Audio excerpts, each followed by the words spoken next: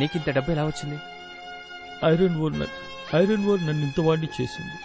After all గుడిసె నుంచి వచ్చిన ఈ గాలి మోటార్లో తిరిగే స్థాయికి ఎలా వచ్చాడు? గాలివాటంగా అనుకున్నా పర్లేదు, చేతివాటంగా అనుకున్నా పర్లేదు. ఏంటి ఆ తలతిక్క సమాధానం? తల తిక్కది కాదు, తల ఉపయోగించి చెప్పిన సమాధానం. తల పగులుద్ది. పాపం పండాక ఏదైతేనే. డబ్బు ఎవరికిచ్చావు? బీజేపీ, కాంగ్రెస్. పార్టీలు కాదు, డబ్బు విషయం చెప్పు.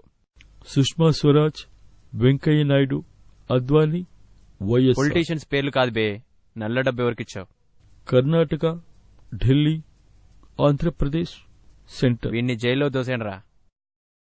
నీ పాపం పండెను నేడు, నీ భరతం పడతా చూడు, నీ పాలిట యముని నేను, నీ కరెక్ట్ మొగుళ్ళి నేను. నీ పాపం పండెను నేడు, నీ భరతం పడతా చూడు, నీ పాలిట యముని నేను, నీ కరెక్ట్ మొగుళ్ళి నేను.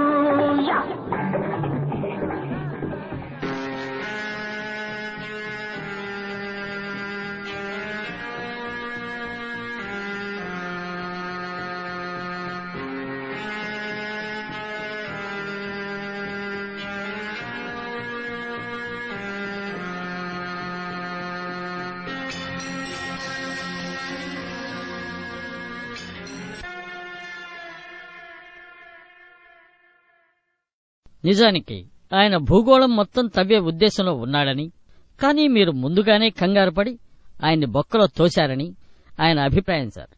భూగోళం అయిపోయాక చంద్రమండలంలో కూడా తవ్వే ప్లాన్ వేశాడు, కానీ మీ వల్ల ఆయన ప్లాన్ దెబ్బతిన్నదని అతను అంటున్నాడు సార్.